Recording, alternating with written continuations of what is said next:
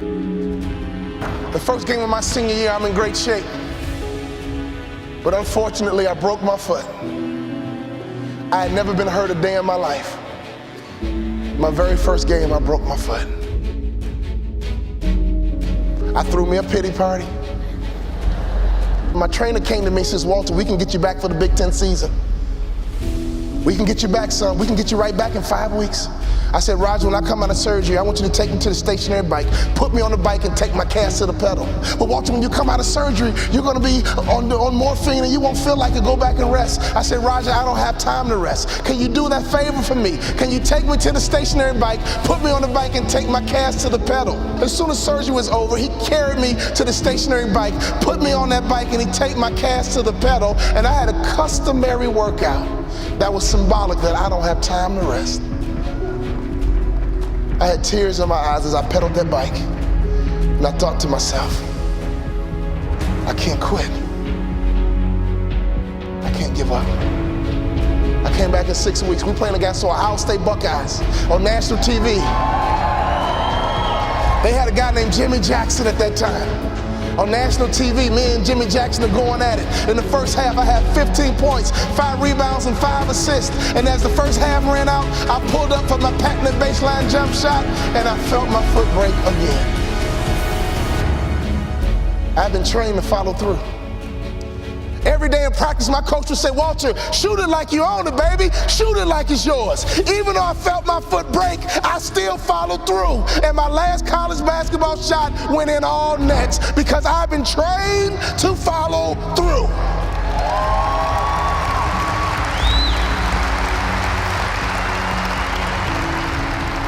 You have to be disciplined every single day and train yourself to follow through on all your fundamentals, and that's how you're going to be successful. You have to do it when you don't feel like it. You have to do it when you feel discouraged. You have to do it when you don't feel healthy. You have to do it when you're under the weather. Every single day, you have to train yourself to focus and commit to your business and follow through.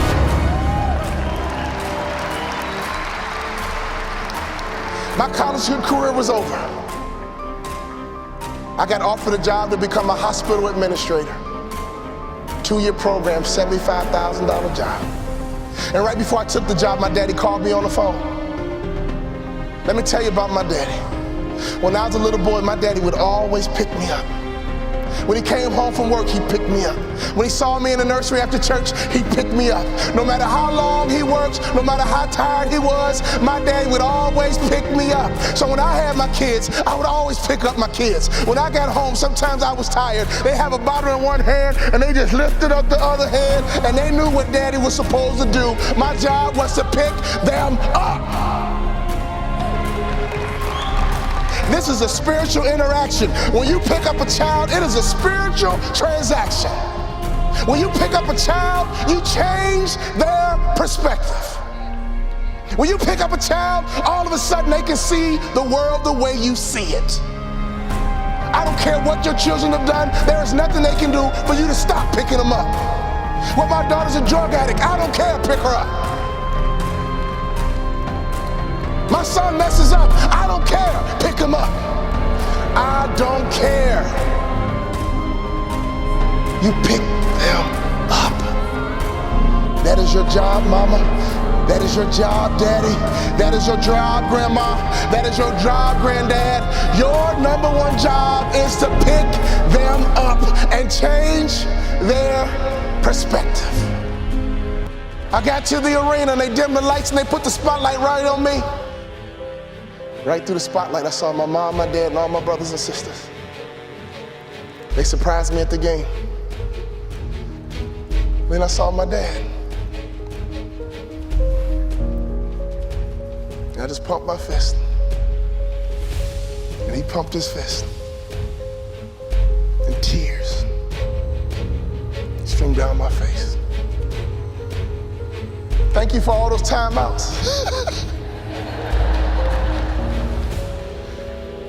Thank you for making sure I was always home when the streetlights came on. Thank you for making sure I could always hear your voice. Thank you for always changing my perspective. know what it feels like to sit on a bench. I know what it feels like to get knocked down. I know what it feels like to have a hope and a dream, and nobody believes in it but a few people. Go for your dreams. Don't live life with regrets. Go for your dreams. Don't live life with regrets. Go for your dreams. Don't live life with regrets. I could always hear my daddy's voice. You have children, you have grandchildren. Can your children and grandchildren hear your voice? I could always hear my daddy's voice. He would say, go out, have a good time, play with your friends, but don't let the street lights beat you home. When I started my motivational speaking business, I called my daddy and said, Daddy, I'm gonna be a motivational speaker. He said, son, you think you can be successful at it? I said, yes, sir. You think you can make a lot of money at it? I said, yes, sir. He says, go for it. That's all my daddy said to me was go for it. So when I think about life, when I think about my goals, one thing he did for me as a father is to make sure I was always where I was supposed to be.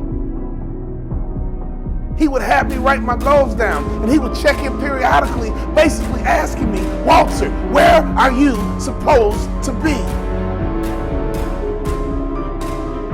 Fathers, do you realize how powerful that is? If you ask that question of your kids, what are your goals? What are your future? Who do you want to be when you grow up? And every now and then check in by asking a simple question. Where are you supposed to be? The bell is ringing, and I came to ring your bell and ask you the question, Father, where are you supposed to be? And ask that question to your children. Where are you supposed to be? And don't you quit until you're number one.